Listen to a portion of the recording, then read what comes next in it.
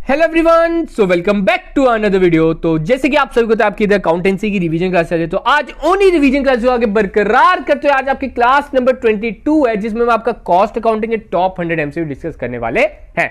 आप सभी को लास्ट लेक्चर में हमने कॉस्ट अकाउंटिंग कंप्लीट कर लिया था, one of your newly added topic. तो आज एक ही लेक्चर में मैं कह रहा हूं आज आपके टॉप 100 एमसीक्यू इसमें डिस्कस करेंगे। आप देख सकते हो, ठीक है, पूरी आज की लेक्चर बड़ा इंपॉर्टेंट जाने वाला है और एंड में अपना स्कोर कमेंट सेक्शन में लिखना ना भूलिएगा।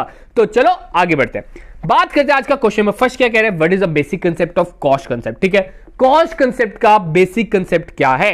तो आप सभी को पता है कॉस्ट अकाउंटिंग मेन चीज हमारा मैटर करता है that it ascertain your cost. हमें किसमें मदद करता है? आपकी cost control and cost ascertainment. तो इधर आपको ऑप्शन कॉस्ट असरटेनमेंट मिल रहा है, मतलब कि कॉस्ट को पहचानना, हमारी कितनी कीमत लगी है, हमारी कितनी लागत लगी है। तो फर्स्ट का आंसर रहेगा ए ऑप्शन।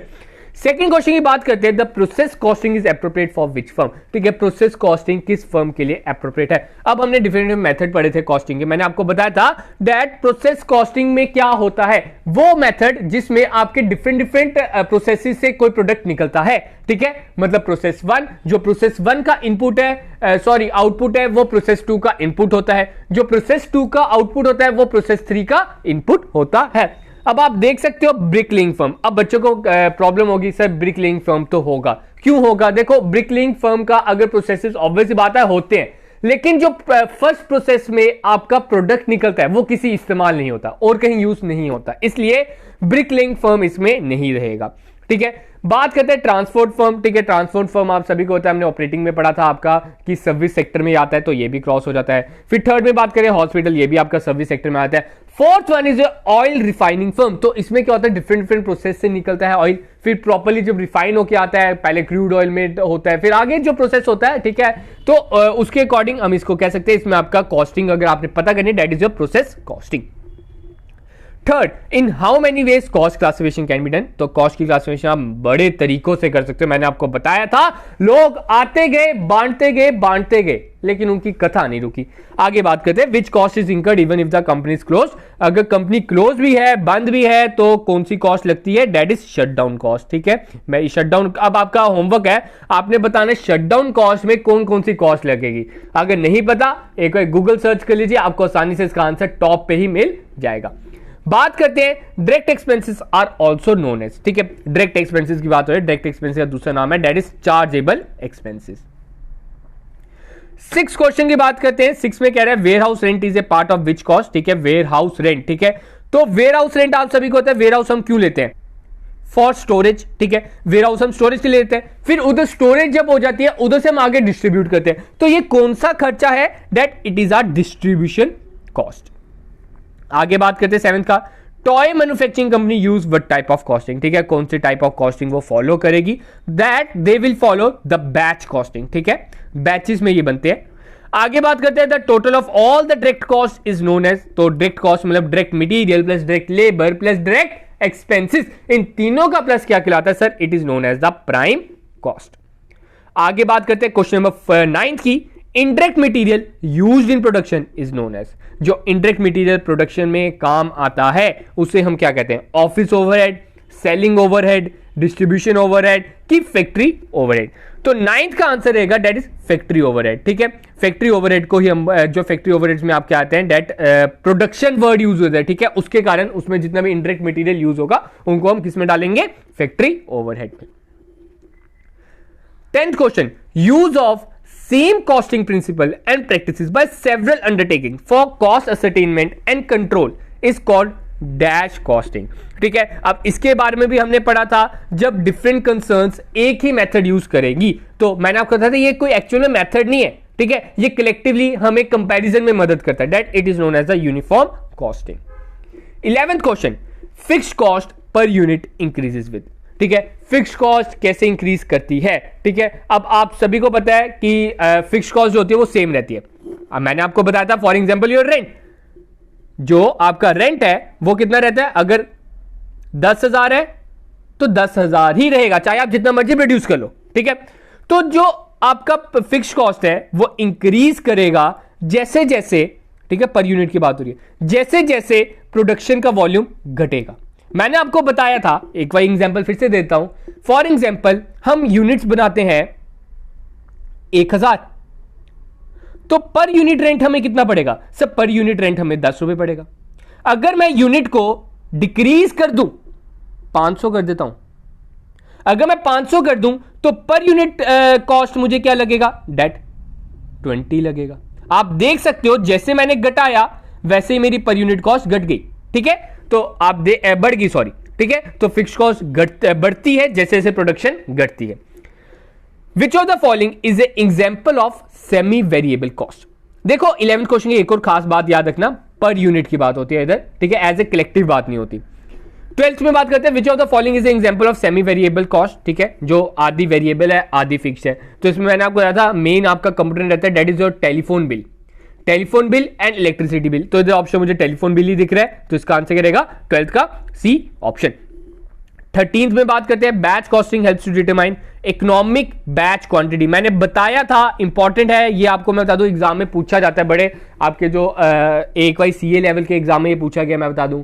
ठीक है, नो डाउट आपका एग्जाम थोड़ा पैटर्न अलग है लेकिन पूछा जा सकता है। मैं आपको उसके अकॉर्डिंग करा रहा हूं कि जो CA लेवल के एग्जाम में पूछे जाते हैं। तो बैच कॉस्टिंग जो है वो किस में मदद करेगा? आपको बताएगा, पहचानने में मदद करेगा कि एक बैच में मुझे कितनी प्रोडक्शन करनी चाहिए। मुझे एक बैच में 100 बनाने चाहिए, एक बैच में मुझे 200 बनाने चाहिए, कितने बनाने चाहिए, उससे आपको पता चल जाएगा कि मेरी कितनी इकोनॉमिक, ताकि मेरे जो पैसे हैं वो भी बच जाए और किस तरीके से मेरी जो इकोनॉमिक बैच क्वांटिटी वो प्रोड्यूस हो सके। आगे बात करते हैं क्वेश्चन नंबर 14 की। Difference between job time and attendance time is known as, मतलब जॉब टाइम जितना आपका जॉब को अलॉटमेंट की गई है और जितना आपने अटेंड किया है, अगर हम उन दोनों को माइनस कर दें that it is known as the idle time. तो 14th का आंसर करेगा आइडल टाइम। 15th क्वेश्चन की बात करते हैं विच industry suitable for using operating costing method. ठीक है, ऑपरेटिंग कॉस्टिंग मेथड किस में यूज होगा? मैंने आपको बताया that it is used in the service sector. तो सर्विस सेक्टर आपको सिर्फ और सिर्फ एक में ही दिखेगा, that is your transport. 16 question total cost plus profit is. ठीक है, अगर आप टोटल कॉस्ट में प्रॉफिट को प्लस कर दोगे तो आपका आंसर क्या आएगा? Sir it will be are sales. 17 which technique of costing difference distinguish cost into fixed and variable. ठीक है, फिक्स्ड एंड वेरिएबल में कौन सी कॉस्टिंग की जो टेक्निक है वो इन्हें डिफरेंशिएट करती है? तो मैंने आपको बताया that it differentiate in marginal. मैंने आपको बताया था मार्जिनल में जो है फिक्स्ड कॉस्ट को हम कंसीडर नहीं करते। हमने पढ़ा था डेट कंट्रीब्यूशन के बारे में। कंट्रीब्यूशन का फॉर्मूला आप कमेंट सेक्शन में लिख के बताओगे, देखता हूं कि मेरा पढ़ाया हुआ कितना आपके दिमाग में रहता है। तो जल्दी से कमेंट सेक्शन में लिख के बताइए। बात करते हैं 18th question, batch costing is suitable for. जो आपका बैच कॉस्टिंग है वो किसके लिए सूटेबल है? Sugar industry, chemical industry, pharma industry की ऑयल इंडस्ट्री। बैच में बनाना, एक ग्रुप में बनाना, इकट्ठे मिलके बनाना, तो that it will be help in the medicine. तो pharma industry is the right one. 19 question cost of production is. Cost of production की बात हो रही है। हमने पढ़े थे कॉस्ट शीट में आपके पहले प्राइम कॉस्ट आता है, फिर फैक्ट्री कॉस्ट आता है, कॉस्ट ऑफ प्रोडक्शन आता है, फिर टोटल कॉस्ट आता है। ठीक है, तो कॉस्ट ऑफ प्रोडक्शन क्या है? तो कॉस्ट ऑफ प्रोडक्शन हमारा आ जाता है that is factory cost plus office overhead. अगर हम ऑफिस के ओवरहेड को ऐड ऑन कर दे that will be our cost of production. Period cost are. ठीक है, पीरियड कॉस्ट कौन से होते हैं? That it are the fixed cost. ठीक है, ध्यान से देखो, पीरियड कॉस्ट में एग्जांपल अगर आपने देखा नहीं याद है, आप मेरा लास्ट लेक्चर देख लीजिए, उसमें हमने पीरियड कॉस्ट के बारे में पढ़ा था। तो पीरियड कॉस्ट में हमने एग्जांपल कौन कौन सी डाली थी? Sir rent. तो रेंट हमारा क्या है? सर फिक्स्ड कॉस्ट है। मतलब एक तरह से हम एक दूसरे के नाम पे यूज कर सकते हैं, जो आप एक पीरियड के लिए देते हो। तो fixed cost are maximum are period cost. An example of normal loss of material is. ठीक है, जो नॉर्मल लॉस है मतलब जो होना ही होना है, आप उसको टाल नहीं सकते हो, उससे आप निग्लेक्ट नहीं कर सकते हो। तो 21 का आंसर आता है loss due to breaking the bulk. ठीक है, आपको पता है जब बल्क में सामान आता है वो हम पहले ही अज्यूम कर लेते हैं जब मैं ये बल्क तोड़ूंगा तो थोड़ा बहुत मुझे लॉस होना है। तो this is are normal loss. ठीक है, ये मुझे पता है होना ही होना है, जो मर्जी हो जाए, इसको मैं टाल नहीं सकता। 22 direct material is a. Direct material क्या है? फिक्स्ड कॉस्ट है, वेरिएबल कॉस्ट है, सेमी वेरिएबल है कि नन ऑफ द अबव है? तो 22 का आंसर आता है that it is a variable cost. Direct material जैसे जैसे आपका एक तरह से आपका प्रोडक्शन बढ़ेगी वैसे वैसे आपका ये खर्चा बढ़ेगा। Thread in garment is an example of, जो गारमेंट्स में थ्रेड यूज होता है वो किस चीज की एग्जाम्पल है? That it is example of indirect material, क्योंकि डायरेक्टली आप कह सकते हो कि हमारा जो मेन कंपोनेंट है दैट इज क्लॉथ, ठीक है, तो वो इनडायरेक्ट आप लगा सकते हो। Rent on own building is an example of, मैंने आपको बताया रेंट ऑन ओन बिल्डिंग हमारा किसका एग्जाम्पल है? इंप्यूटेड, अपनी ही बिल्डिंग का हमने रेंट जब हम देखने बैठ जाते हैं तो हम इसको क्या कहते हैं? Imputed cost. ओवरहेड और on cost is the total of, ठीक है, ओवरहेड या कॉस्ट इज द और ऑन कॉस्ट, तो वो किसका टोटल होता है? That it is a total of all indirect expenses, सभी इनडायरेक्ट एक्सपेंसेस को आप ऐड ऑन कर लो। Cost to be incurred at present और in future to replace an asset और मटेरियल, ठीक है, किसी एसेट को बदलना, नाम ही बता रहा है रिप्लेस, तो 26 का आंसर क्या रहेगा? Replacement cost. हमें कितनी रिप्लेसमेंट कॉस्ट लगेगी? 27 change in cost due to change in the level of activity is known as, ठीक है, कॉस्ट की जब चेंज होना, जैसे जैसे आपकी एक्टिविटी चेंज होगी उसको हम क्या बोलते हैं? That it is known as the differential cost, ठीक है। 28 which among the following cost are not useful for manager decision making, मतलब जब मैनेजमेंट बैठी है, हाँ कोई डिसीजन उन्होंने लेना है, तो जब वो बैठे हैं तो नीचे दिए गए ऑप्शन में से ऐसी कौन सी कॉस्ट है जो उनके फायदेमंद में नहीं रहेगी, मतलब वो उसको कंसिडर नहीं करेंगे? दैट इज संक कॉस्ट, क्योंकि वो पैसा क्या है? डूब गया है। अब क्या हो गया भाई साहब? अब डूब गया तो पछताना क्या, ठीक है, तो 28 का आंसर करेगा A option. 29 the main function of cost accounting is dash reporting, तो कॉस्ट अकाउंटिंग मैंने बताया था किसके फंक्शन में रहता है? दैट इज इंटरनल, एक्सटर्नल नहीं होता, क्योंकि हम बाहर वालों को अपनी कीमत नहीं बताते, तो 29 का आंसर क्या रहेगा? A option. 30th cost accounting is developed due to the dash of the financial accounting, तो कॉस्ट अकाउंटिंग हमारा क्यों बना? That due to the limitation of financial accounting. अब इंपॉर्टेंट वन, ये आपको एग्जाम में आने के चांसेस हैं, जो फाइनेंशियल अकाउंटिंग थी वो हमें ना अपनी कीमत नहीं बताती थी, तो उसकी लिमिटेशन थी, उसके कारण कॉस्ट अकाउंटिंग हमारे सामने आई, तो 30th का आंसर क्या है? B option. 31 the method adopted by builders and civil engineer contractor, ठीक है, नाम से बता रहा है कि हाँ जो सिविल इंजीनियर, मैंने आपको एग्जांपल दी थी, जब आपने ब्रिज वगैरह खड़े करने हैं या कोई बिल्डिंग खड़ी करनी है, कोई बड़ी बड़ी बिल्डिंग बनाने हैं, कोई होटल बनाने हैं, वो कॉन्ट्रैक्ट दिया जाता है, तो 31 का आंसर करेगा B option, contract costing. Bad डेब्ट इज एन एग्जाम्पल ऑफ, तो बैड डेब्ट कौन सा एग्जाम्पल रहेगा? आप देख सकते हो that it is our selling overhead. 33 primary packaging is part of, ठीक है, प्राइमरी पैकेजिंग की बात हो रही है। अब ध्यान रखना, ये भी इंपॉर्टेंट है, प्राइमरी पैकेजिंग हमारी हो जाती है, आप ना इसकी एग्जांपल ले सकते हो, यो टूथपेस्ट, क्या है एग्जांपल? टूथपेस्ट। अब देखो टूथपेस्ट की भी आपने देखोगे दो पैकेजिंग होती है, एक तो टूथपेस्ट जो अंदर से निकल रही है उसके अंदर जो हमने ट्यूब लगाई है वो होगी प्राइमरी पैकेजिंग, उसके बिना टूथपेस्ट लेने का फायदा नहीं है, ठीक है, वो क्या होगी? Primary packaging. अब दूसरा जो वो कार्डबोर्ड में डाल के देते हैं that is secondary packaging.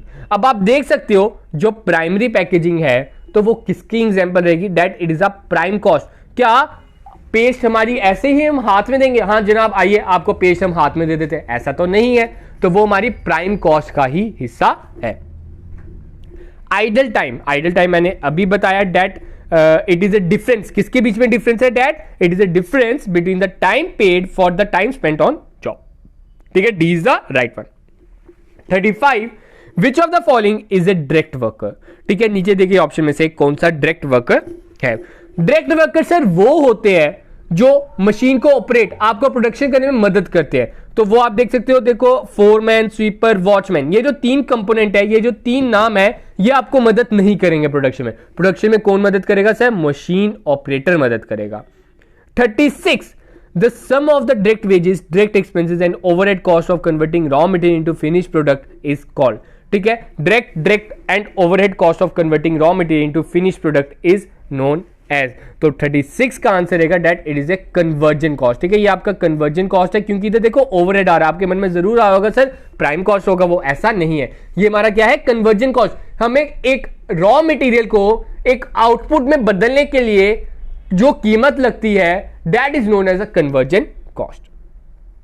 37 which of the following is correct about normal cost, तो नॉर्मल कॉस्ट की बात हो रही है, तो नॉर्मल कॉस्ट के लिए क्या करेक्ट है? That it is a part of cost of production, वो कॉस्ट ऑफ प्रोडक्शन का हिस्सेदार है। मैंने उधर प्रॉपर्ली बोल्ड किया हुआ है, जिनके पास में नोट्स है मैंने टेलीग्राम पे प्रोवाइड किए हुए हैं, आप नोट्स में देख सकते हो, ठीक है। उसमें मैंने प्रॉपर्ली लिखा है that normal cost are a part of cost of production, उन्हें हमने इंक्लूड करना है, क्योंकि हम इन्हें टाल नहीं सकते। हमें पता है हम जो मर्जी कर ले, जितना मर्जी ध्यानपूर्वक काम कर ले, ये खर्चा हमारा होना ही होना है। तो ये खर्चा हमारा होना ही होना है, तो उसको हम कॉस्ट ऑफ प्रोडक्शन में ही कंसीडर करते हैं। Expired cost is recorded in, जो आपकी एक्सपायर्ड कॉस्ट है उसको हम किस में रिकॉर्ड करेंगे, that it is cost in the profit and loss account, B is the right one. अब अनएक्सपायर्ड की बात हो रही है, जो आपकी कॉस्ट जो है जो अनएक्सपायर नहीं हुई, मतलब कि देखो एक्सपायर कॉस्ट वो होगी जिसका आपने बेनिफिट ले चुके हो, ठीक है, जिसका बेनिफिट ले चुके हो, that is a profit and loss account. लेकिन अनएक्सपायर्ड कॉस्ट कौन सी होगी, जिसका बेनिफिट अभी लेना वाला बचा है। ध्यान से समझना, मतलब हमने खर्चा कर दिया लेकिन अभी तक जो हमने उसका बेनिफिट लेना था ना, ठीक है, उसका जो हमने बेनिफिट लेना था वो अभी बचा है, तो that will be are in balance sheet. उसको हम बैलेंस शीट में शो कर देंगे कि वो हमारा एक तरह से एसेट है, क्योंकि अभी हमने उसका बेनिफिट लेना है। 40th, cost accountancy is considered art because, अब आर्ट मैंने आपको बताया था practice makes an man perfect, तो 40th का आंसर करेगा that it requires necessary ability and skills. 41, cost accountancy is considered science. अब उसको हम साइंस क्यों कंसिडर करते हैं, because it is systematic body of knowledge, क्योंकि उसके अपने कुछ रूल्स एंड रेगुलेशंस है। तो 41 का आंसर करेगा ए ऑप्शन। होप सो आपको समझ आ रहा होगा, मजा आ रहा होगा, पता चल रहा होगा कॉस्ट अकाउंटिंग के बारे में। तो ये 100 MCQ हमारी चल रही है, 41 तक हम हो चुके हैं, मतलब थोड़ा सा ब्रेक, ठीक है, आगे फिर बढ़ते हैं, थोड़ी गपशप भी चल जाए, तो आगे बढ़ते हैं। अब तो बात करते हैं question number 42, on the basis of relationship with accounting period cost are classified as, ठीक है, अकाउंटिंग पीरियड के अकॉर्डिंग, ठीक है, हमने कॉस्ट को कितने तरीकों में बांटा है, that it is divided into 2 parts, that is capital cost and revenue cost. Very first lecture में सर आपने बताया था, एक होती है हमारी कैपिटल का खर्चा, एक होता है हमारा रेवेन्यू का खर्चा। कैपिटल का खर्चा वो होता है जो once in a blue moon हो, और रेवेन्यू का खर्चा होता है जो रोज दिहाड़ी हो, मतलब हफ्ते में लगा लो, हम महीने में 1-2 बारी लगा लो, हो जाता है, उसको बोलते हैं रेवेन्यू कॉस्ट। तो इसका आंसर करेगा C option. 43, cost incurred in the past and has no effect on future decision making is called, ठीक है, तो 43 का आंसर रहेगा that it is a sunk cost. 44, depreciation of machinery is an example of, जो आपका depreciation है machinery पे जो लग रही है वो किसकी एग्जांपल है, इट इज एग्जांपल ऑफ, जो आपका होमवर्क था अभी ऊपर ही होमवर्क था, होप सो आपने लिख दिए होंगे कमेंट सेक्शन में, तो शटडाउन कॉस्ट की एग्जांपल डेप्रिसिएशन एक आ जाती है। 45, विच of the following is correct about abnormal cost. अभी हमने ऊपर नॉर्मल किया था, अब एबनॉर्मल आ गया। एबनॉर्मल को जो है वो कभी कभार होता है, वो हम उसको कंट्रोल कर सकते थे अगर हम प्रॉपर प्रिकॉशंस लेते, ठीक है, वो हमारी होते है एबनॉर्मल कॉस्ट। तो एबनॉर्मल कॉस्ट को क्या है, हम उसको प्रॉफिट एंड लॉस कॉस्टिंग में इंक्लूड करते हैं, ना कि कॉस्ट ऑफ प्रोडक्शन में इंक्लूड करते हैं, मतलब कि P&L अकाउंट में हमने जो सीखा हुआ पहले का। Cost are classified between direct and indirect cost according to method, ठीक है, डायरेक्ट और इनडायरेक्ट के अकॉर्डिंग, किसके अकॉर्डिंग उसे हमने बांटा गया, डेट 46 का हमारा आंसर रहेगा C option, degree of traceability, ठीक है, डिग्री ऑफ ट्रेसेबिलिटी इसका राइट आंसर रहेगा 46 का C option. 47, cost required for production and will not be incurred if there is no production are, ठीक है, तो 47 का आंसर रहेगा प्रोडक्ट कॉस्ट, ठीक है, वो कॉस्ट जो हमें प्रोडक्शन के लिए चाहिए and will not be incurred if there is no production, वो हमारा आ जाएगा प्रोडक्ट कॉस्ट। मतलब प्रोडक्ट कॉस्ट हमारी जब प्रोडक्शन होगी तभी लगेगा, अगर प्रोडक्शन नहीं होगी तो नहीं लगेगा। होटल इंडस्ट्री को हम किस में डालेंगे, अब बात आती है होटल इंडस्ट्री को, मैंने आपको बताया था hotel is our service sector, तो सर्विस सेक्टर को हम किस में डालेंगे सर, सर्विस सेक्टर को हम डालेंगे ऑपरेटिंग कॉस्टिंग में। ऑटोमोबाइल रिपेयर, ठीक है, ऑटोमोबाइल रिपेयर मैंने आपको बताया था that is it is a job costing, आपकी जॉब पे डिपेंड करेगा, किसी ने ऑयल चेंज कराना है, किसी ने फिल्टर चेंज कराना है, किसी ने हेडलाइट चेंज कराना है, किसी ने फुट मैट चेंज कराना है, एंड किसी ने कुछ डेंट वगैरह ठीक कराना है, वो आपकी जॉब पे डिपेंड करेगा, उसके अकॉर्डिंग उसकी कॉस्टिंग होगी। विच of the following is not a direct expense, अब डायरेक्ट एक्सपेंस की बात हो रही है, इसमें से कौन सा आपका डायरेक्ट एक्सपेंस नहीं है, royalty paid, carriage on purchase, wages of watchman, wages of machine operator. तो 50th का आपका आंसर आ जाएगा, हाफ सेंचुरी का आपका आंसर आ जाएगा that it is A wages of watchman. वो हमारा डायरेक्ट नहीं है, उसको हम इनडायरेक्ट में डालेंगे। अब ये थोड़ा सा क्वेश्चन आपका आ गया, आप कह सकते हो डैट इज स्टेटमेंट बेस्ड, ठीक है। इस तरह के क्वेश्चन मैंने अपने जो हमारे मॉक टेस्ट है उधर भी हमने आपको प्रोवाइड किए हैं। आप हमारे मॉक टेस्ट दे सकते हो, 5 मॉक टेस्ट आपको ₹100 में मिल जाएंगे। ऐसा आप कर सकते हो हमारी वेबसाइट पे जाके। इधर आपको आई बटन में एक वीडियो मिलेगी, आप उसको क्लिक कीजिए, आपको द प्रॉपर प्रोसेस बताया हुआ है कि कैसे आप हमारे 5 मॉक टेस्ट ले सकते हो। बात करते हैं what will be the prime cost, ठीक है। प्राइम कॉस्ट की बात हो रही है, इसमें से प्राइम कॉस्ट आप सभी को पता है तीनों डायरेक्ट हमने इंक्लूड करने हैं। सर तीनों डायरेक्ट मुझे इधर दिख रहे हैं, एक डायरेक्ट आ गया लेबर 20,000, डायरेक्ट मटेरियल आ गया 35,000 और डायरेक्ट एक्सपेंस आ गया 5,000। 35 + 5 40, 40 + 20 60, तो 60,000 इज द राइट वन। तो 51 का आंसर क्या रहेगा, C option. 52 what will be the cost of production. Cost of production आप सभी को याद होगा, कॉस्ट ऑफ प्रोडक्शन में हमारा क्या क्या आ जाता है सर, एक फैक्ट्री ओवरहेड भी आ जाता है और एक ऑफिस ओवरहेड भी आता है। तो फैक्ट्री ओवरहेड आप देख सकते हो 30,000 और ये 20,000। हमारा ऊपर वाले का आंसर है 60,000। 60,000 में 30,000 और 20,000 आप प्लस कर दो तो 1,10,000 आपका आंसर आ जाता है। अब 1,10,000 की हमारी होगी कॉस्ट ऑफ प्रोडक्शन। अब बोलता है what should be the selling price of the product if he has to earn profit of 10% on total cost. अगर ध्यान से सुनना, वो कहता है अगर वो चाहता है अपनी कॉस्ट के ऊपर 10% कमाना तो वो कितने पे बेचना उसे चाहिए। तो आप देख सकते हो अभी तक हमारी कॉस्ट चल रही थी 1,10,000। 1,10,000 हमारी कॉस्ट थी, उसमें मैं ऐड ऑन कर लेता हूं दैट योर जो हमने अभी तक ऐड ऑन नहीं किया है सेलिंग एक्सपेंस। सेलिंग एक्सपेंस भी 10,000 है, तो टोटल कॉस्ट कितनी होगी सर? सर टोटल कॉस्ट हमारी होगी 1,20,000। टोटल कॉस्ट हमारी होगी 1,20,000। अगर मैं 10% का प्रॉफिट भी कमाना है तो मेरा आंसर क्या देगा, 1,32,000 is the right one. 54 if cost of production of 1000 units is 20,000, ठीक है। कॉस्ट ऑफ प्रोडक्शन का अगर कीमत आप कह सकते हो कि आपकी 1000 यूनिट के लिए 20,000 है। What is the cost of closing stock, the unit sold are 800 unit, ठीक है। क्लोजिंग स्टॉक की बात हो रही है। तो देखो क्वेश्चन बड़ा इजी है, कंसेप्ट समझा करो। सबसे पहले देखो 1000 यूनिट है हमारे पास, लेकिन अब 800 हमने बेच दिए तो कितने बचे होंगे सर? 200 बचे होंगे। तो पर यूनिट कॉस्ट कितनी लगी है सर? पर यूनिट कॉस्ट 20,000 को 1,000 से डिवाइड कर दो तो 20 रुपए लगी है। तो 2,000 इंटू 20 कर देंगे तो 4,000 इज द राइट वन। बस ये कंसेप्ट समझना है, क्लोजिंग स्टॉक आपको बताया हुआ है, ठीक है। तो यही एग्जामिनर आपको टेस्ट करेगा कि आपको प्रॉपर अकाउंटेंसी की नॉलेज है, क्या आप फाइनेंस अकाउंट असिस्टेंट के लिए आगे एलिजिबल हो, क्या आपको अकाउंटेंसी की प्रॉपर पता है कि क्या ए है, क्या बी है, क्या सी है, क्या क्लोजिंग स्टॉक होता है। तो वो सब कुछ मैंने आपको इधर बताना सिखा दिया। आगे बात करते हैं क्वेश्चन नंबर 55 की। 55 कहता है प्राइम कॉस्ट में बी करेक्टली टर्म्ड एज। तो प्राइम कॉस्ट को हम क्या कह सकते हैं, that it is the total of all cost item which are directly charge. तो B is the right one. 56 for exercising control over cost the best system is dash costing. तो 56 का answer है that it is the standard costing. 57 mention the item of expense which is excluded from cost account, ठीक है। जो cost accounts में से ऐसी कौन सी आइटम है जिसे हम एक्सक्लूड कर देते हैं? Raw material, office supply, salary की इनकम टैक्स। तो इसका राइट आंसर क्या रहेगा? इनकम टैक्स, ठीक है। इसका आंसर क्या रहेगा? Income tax.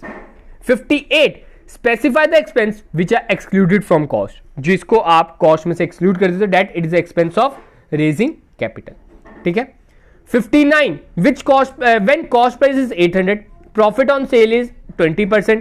अब the profit shall be, अब आप सभी को याद होगा मैंने आपको क्या बताया था सर, आपका फॉर्मूला होता है that cost of goods sold is equal to, ठीक है, सेल्स माइनस जीपी। तो ऑन सेल है तो सेल को हम एक्स ले लेते हैं और जीपी हमारा 20% ऑफ एक्स हो जाएगा, और कॉस्ट ऑफ गुड्स सोल्ड दिया है 800 फॉर एग्जांपल, ठीक है। अगर इसको हम सॉल्व करें, इसको हम सॉल्व करेंगे 100 में से 20 काटे तो 80, तो 800 को हम 100 से मल्टीप्लाई कर देते हैं अपॉन 80 कर देते हैं। इधर जाके ट्रांसपोर्ट जब हम करेंगे, ठीक है, ट्रांसपोर्ट करेंगे तो आपका आंसर आ जाएगा 1000। एक्स की वैल्यू क्या आ जाएगी? 1000। तो हमारा प्रॉफिट कितना हो जाएगा सर? प्रॉफिट हमारा हो जाएगा 200। 1000 की हमारा एक तरह से सेल हो रही है और 800 हमारी कॉस्ट प्राइस है, तो 200 रुपए का हम प्रॉफिट कमा रहे हैं। 60th फैक्ट्री ओवरहेड है 20% of direct labour cost. If factory overhead are 64,000 then direct cost will be, ठीक है। मतलब कि ये सिंपल मैथमेटिक्स वाला फॉर्मूला इसमें यूज होता है। फैक्ट्री ओवरहेड हमें दे दिया है 64,000, ठीक है, तो मतलब 80% of x is equal to 64,000। हमने इधर x की वैल्यू निकालनी है, तो x is equal to 64,000 into 100/80। जब आप ये करोगे आपका आंसर आ जाएगा 80,000, ठीक है। तो इसका आंसर क्या रहेगा? B option. 61 the work cost plus administration expenses represent. Work cost is our factory overheads है। फैक्ट्री ओवरहेड मतलब फैक्ट्री कॉस्ट। फैक्ट्री कॉस्ट में हमारा एडमिनिस्ट्रेशन एक्सपेंसेस जब हम ऐड ऑन करेंगे तो हमारा आंसर आ जाएगा cost of production. 62 indirect material used in production is classified as. जो आपका इनडायरेक्ट मटेरियल है उनको हम किस में डालेंगे? ऑफिस ओवरहेड, सेलिंग ओवरहेड, ठीक है, डिस्ट्रीब्यूशन, ठीक है। यूज्ड इन प्रोडक्शन की बात हो रही है, तो अभी हमने ऊपर एक क्वेश्चन किया था ऐसा ही, तो 62 का भी आंसर क्या रहेगा? Factory overhead. Variable cost increase in total. हमने पहले फिक्स कॉस्ट किया था ड्यू टू, जैसे वेरिएबल कॉस्ट कब कब बढ़ेगा सर? वेरिएबल कॉस्ट तब तक बढ़ेगा जब जब आपकी वॉल्यूम बढ़ेगा, जब जब आपकी प्रोडक्शन बढ़ेगी। Cost incurred by undertaking which do not manufacture any product but services is, ठीक है। जो सर्विसेज प्रोवाइड करती हैं तो उनमें कौन सा होता है? मैंने आपको कहा था, आपने कंफ्यूज नहीं होना, दैट ऑपरेशन और ऑपरेटिंग अलग अलग है, तो इसमें operating is the right one. 65 economic order, EOQ भी बोलते हैं इसको अकाउंटेंसी में, is a total of controlling, ठीक है। इकोनॉमिक ऑर्डर क्वांटिटी आपको नाम बता रहा है, तो 65 का आंसर करेगा it helps to control your inventory. आपको पता चल जाता है कि मुझे कितनी इन्वेंट्री एक टाइम पे, कितने एक तरह से प्रोडक्ट एट ए टाइम मंगवाने चाहिए, ताकि मुझे वेयर हाउस का ज्यादा खर्चा ना देने पड़े या बाकी खर्चा ज्यादा एक्स्ट्रा ना देना पड़े। अब बोलते हैं कि कैलकुलेट ओवरहेड रेट। अब हमने क्या निकालना है? ओवरहेड का रेट निकालना है, कितना हमें ओवरहेड रेट पड़, और साथ में बोला है यूजिंग प्राइम कॉस्ट मेथड। तो प्राइम कॉस्ट पहले पता कर लेते हैं कितनी है। 1,20,000 प्लस 80 आपकी होगी 2 लाख। तो 80,000 जो है 2 लाख का कितना है वो निकाल लो इंटू 100, तो डेट विल बी आर 40%, ठीक है। 80,000 upon 20,000 2 lakh sorry into 100। Rent receivable is a, rent receivable क्या है? That it is A purely financial income, ठीक है। एडवर्टीजमेंट एक्सपेंस, अब एडवर्टीजमेंट एक्सपेंस के बहुत ज्यादा आ जाती है एग्जांपल, तो एडवर्टीजमेंट एक्सपेंस की अगर हम बात करें, that it is our selling overhead, ठीक है। इसमें मैंने आपको एग्जांपल दी थी, हमारा सेलिंग का खर्चा है। In cost term direct manufacturing labour cost is included, ठीक है। तो डायरेक्ट मैन्युफैक्चरिंग लेबर कॉस्ट को हम किस में इंक्लूड करेंगे सर? उसको हम इंक्लूड करेंगे in our manufacturing cost as well as prime cost, नहीं sorry, prime cost as well as conversion cost. तो इसका आंसर बी एंड सी रहेगा, D option. Total cost of a product is 10,000, profit 25% on selling price, profit will be. देखो अभी हमने ऊपर एक question किया था जिसमें हमने लगाया था cost of good sold is equal to sales minus GP, तो 70 को आपने उसके अकॉर्डिंग ही सॉल्व करना है। जल्दी से आप कमेंट सेक्शन में इसका आंसर लिखोगे। 71 costing is a technique of, costing किस चीज की टेक्निक है? That it is a technique of ascertainment of cost, C option is the right one. Dash is an extension of job costing. मैंने आपको बताया था job costing and contract costing are बाई बंधु, वो दोनों क्या है? बाई हैं। बस फर्क क्या है सर? उसमें फर्क ये आ जाता है डैट कॉन्ट्रैक्ट कॉस्टिंग में आपको मिल जाएगा ज्यादा टाइम पीरियड, लेकिन जॉब कॉस्टिंग में आपका अलग रहेगा। लेकिन अब देखो एक्सटेंशन की बात हो रही है, मतलब जॉब कॉस्टिंग को ही आगे बढ़ाना, तो that is a batch costing. इसका राइट आंसर 72 का बी ऑप्शन है कि बैच कॉस्टिंग जो है वो जॉब कॉस्टिंग की ही एक्सटेंशन है। बस उसमें क्या होता है, एक तरह से आप बैच की कॉस्टिंग करते हो, उसमें आप जॉब की कॉस्टिंग करते हो। When job is very big, ठीक है, जब बहुत बड़ा है जॉब, काम बहुत बड़ा है, तो उसके लिए हम क्या करेंगे सर? कॉन्ट्रैक्ट कॉस्टिंग करेंगे। Continuous costing is also known as, तो कंटिन्यूस कॉस्टिंग का आंसर रहेगा that process costing. 75 in dash costing the cost of a group of product is ascertain, ठीक है। तो ग्रुप ऑफ ए प्रोडक्ट किस में हम पता करते हैं सर? उसे हम बैच कॉस्टिंग में पता करते हैं। आगे बढ़ते हैं। 76 the quantity of material ordered at one time, ठीक है, to be ordered at one time, तो उसे हम बोलते हैं ईओक्यू। अभी मैंने आपको बताया इकोनॉमिक ऑर्डर क्वांटिटी, तो इसका आंसर रहेगा ए ऑप्शन, ठीक है। In a shutdown decision one has to consider, तो शटडाउन डिसीजन के टाइम पे उन्हें क्या कंसिडर करना है? ये सब कुछ आपको कंसिडर करना है। अगर आपके शटडाउन के टाइम पे आपकी कितनी कंट्रीब्यूशन, आपकी कितना फिक्स कॉस्ट लग रही है, कितना इंपैक्ट है शटडाउन का, तो सब कुछ आपको कंसिडर करना पड़ेगा। इंटरेस्ट ऑन ओन कैपिटल हमने पढ़ा था that it is a notional cost, ठीक है, तो 78 का आंसर क्या है? B option. 79 अभी हमने ऊपर पढ़ा था सर प्राइमरी पैकिंग के बारे में, फिर मैंने आपको सेकेंडरी पैकिंग एग्जांपल दी थी। तो 79 जो है वो हमारा सेकेंडरी पैकिंग है, तो it helps in the part of distribution. एक तरह से आप कह सकते हो सेलिंग में वो मदद करता है। फॉर एग्जाम्पल आपकी जो कह सकते हो जो आपके गत्तों के डब्बों में टूथपेस्ट आएगी प्रॉपरली, उसको हम बोलेंगे आपकी सेकेंडरी पैकिंग। तो वो वाला खर्चा हमारा क्या आ जाता है, तो देखो जो एक हमारा होता है ट्यूब के ऊपर होती है एक जो हम मार्केट से लाते हैं, वो एक जिसपे कोलगेट एडवर्टीजमेंट होती है, ठीक है, तो वो भी आप कह सकते हो प्राइमरी में आ जाता है, क्योंकि हमें सेफ्टी भी तो चाहिए। लेकिन सेकेंडरी में आ जाता है दैट जिसमें आपके बल्क में एक आप कह सकते हो बड़ा सा बॉक्स, उसमें 100-200 जिसमें पड़ी होती हैं, वो उसकी बात हो रही है। तो that it will be a part of distribution overhead, ठीक है। तो इसका आंसर सी ऑप्शन रहेगा। अंडर मैनेजियल कॉस्टिंग, तो मैनेजियल कॉस्टिंग में कौन सा आएगा, दैट मैनेजियल कह रहा हूं मैं, मार्जिनल कॉस्टिंग। तो मार्जिनल कॉस्टिंग में आपको होता है हम दो में ग्रुप करते हैं उसे, फिर हम उसमें फिक्स कॉस्ट को treat as a period cost करते हैं, ये सब कुछ हम उसमें कंसीडर करते हैं। तो all of the above is the right one. Non monetary incentives में इंक्लूड द फॉलोइंग एक्सेप्ट, ठीक है। नॉन मॉनेटरी में क्या क्या आ जाएगा, health and safety, housing facilities, education training या डीएनएस अलाउंसेस। तो 81 का आंसर रहेगा डीएनएस अलाउंसेस को हम इसमें इंक्लूड नहीं करते हैं in non monetary expense incentives में। सेमी वेरिएबल आइटम्स, ठीक है, सेमी वेरिएबल हम पढ़ चुके हैं सर, एक होता है हमारा टेलीफोन और एक होता है electricity. Include the following except, किसको छोड़ के, तो इंश्योरेंस भी आप कह सकते हो आपकी सेमी वेरिएबल में आ जाती है, तो B is the right one. तो इसका आंसर रहेगा 82 का B1। 83 प्राइम कॉस्ट की बात हो रही है, तो इसका आंसर आप कमेंट सेक्शन में लिख के बताएंगे। 84 in furniture manufacturing use of nails, pins, glue, polish which use to increase steam value that cost is treated as indirect material. तो इसका आंसर क्या रहेगा 84 का B option. 85 the margin of safety can be defined as, तो margin of safety को हम कैसे define कर सकते हैं sir, it is defined as the excess of budgeted sale over break even value volume of sales, ठीक है। मतलब मार्जिन ऑफ सेफ्टी क्या होता है, देखो मैं एक बार ग्राफ बनाता हूं। For example this is our total cost and this is our sale, जहां पे ये दोनों मीट करती हैं इसको हम क्या बोलते हैं सर, बजटेड पॉइंट। और इसके ऊपर जितना भी है ये वाला, इसको हम क्या बोलते हैं, मार्जिन ऑफ सेफ्टी, मतलब हम सेफ होके चल रहे हैं। तो ये हमारा क्या हो जाता है, बजटेड सेल्स में से अगर आप ब्रेक इवन वॉल्यूम को माइनस कर दोगे, वो उसको हम बोलते हैं मार्जिन ऑफ सेफ्टी।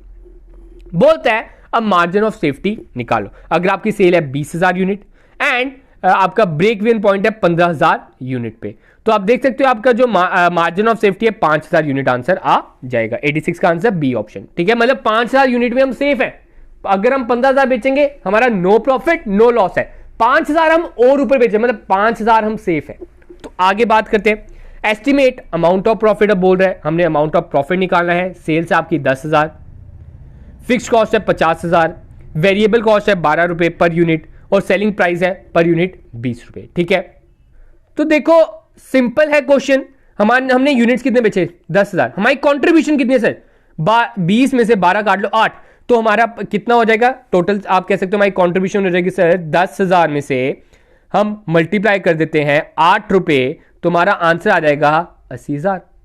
हमारी कंट्रीब्यूशन कितनी है सर 80,000 और हमारी फिक्स कॉस्ट कितनी है सर 50,000। तो 80,000 में से 50,000 काट लो तो हमारी 30,000 का हमारा मुनाफा है, ठीक है। आगे बढ़ते हैं, what will be the impact of break even point if variable cost are reduce. अगर आप वेरिएबल कॉस्ट को घटा देते हो तो ब्रेक इवन पॉइंट पे क्या असर पड़ेगा, तो ब्रेक इवन पॉइंट भी आपका घट जाएगा, ऑब्वियसली बात है, नीचे आ जाएगा। और अगर फिक्स कॉस्ट को इंक्रीज करते हो तब ब्रेक इवन पॉइंट पे क्या होगा, तो 89 का भी आंसर क्या रहेगा, अगर आप इंक्रीज कर रहे हो तो वो ब्रेक इवन पॉइंट भी इंक्रीज हो जाएगा, क्योंकि जो हमारा आपका ब्रेक इवन पॉइंट होता है उसमें आपका फिक्स कॉस्ट भी आता है और आपका वेरिएबल कॉस्ट भी आता है। 90th question, the break even point is the point. तो ब्रेक इवन पॉइंट हमारा कौन सा पॉइंट होता है, आप सभी को पता है that it is a point where is no profit no loss. तो आप देख सकते हो इसका ए ऑप्शन भी सही है, बी ऑप्शन भी सही है, तो both A and B is the right one. 91 difference between total revenue and total variable cost. Total revenue मतलब सेल्स में से वेरिएबल कॉस्ट को माइनस कर लो तो आपका आंसर आएगा कंट्रीब्यूशन। तो इसका 91 का आंसर क्या है, A option.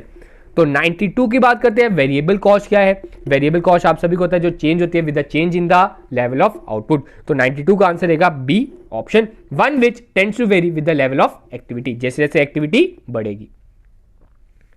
93 which of the following is the objective of cost sheet. अब कॉस्ट शीट का मेन मकसद क्या है? तो कॉस्ट शीट का मेन मकसद है ऑल ऑफ दिस। तो वो हमें प्रिपरेशन में मदद भी करेगा, बजट बनाने में, सेलिंग प्राइस पता करने में और डिसीजन मेकिंग में, ठीक है। 94 विच of the following is not the element of cost sheet. तो कॉस्ट शीट का कौन सा एलिमेंट नहीं है? तो कॉन्ट्रीब्यूशन का कॉस्ट शीट का एलिमेंट नहीं है, ठीक है। When a company uses two or more than two method of costing, then it is known as, ठीक है। जब एक कंपनी दो या दो से ज्यादा मेथड यूज करती है तो आपको पता है, नाम आपको बता रहा है, that it is known as the multiple costing। 96 multiple costing is known as, multiple costing का दूसरा नाम है कॉम्बिनेशन, 96 का आंसर आपका आ जाएगा कंपोजिट कॉस्टिंग, ठीक है। तो कंपोजिट आपका आंसर आएगा, मल्टीपल में composite is the right one. 97 classification of cost is useful, ठीक है। कॉस्ट की क्लासिफिकेशन के क्या मदद करता है? To identify the cost, different different cost आपको पता चलती है, आपकी डायरेक्ट कौन से, आपकी इनडायरेक्ट कौन से, ठीक है। What is tender? टेंडर क्या है? It is a estimate of selling price. 99 the objective of standard costing is to, तो स्टैंडर्ड कॉस्टिंग का मेन ऑब्जेक्टिव क्या है? To control cost. आप अपनी कॉस्ट को कंट्रोल कर सकते हो। मैंने आपको मैगी की इसमें एग्जांपल दी थी, मैंने आपको बताया था कि अगर 10 रुपए की मैगी मैं 100 रुपए की मैगी नहीं बेच सकता हूं, उससे मेरी सेल नहीं होगी, तो वो स्टैंडर्ड कॉस्टिंग मुझे बताता है कि आपने अपनी कॉस्ट को कैसे कंट्रोल करना है, उसको कैसे उस तक लाना है। कॉन्ट्रैक्ट कॉस्टिंग, मतलब आज का लास्ट क्वेश्चन, इधर खत्म हो रही है, हमारी सेंचुरी हो गई, ठीक है।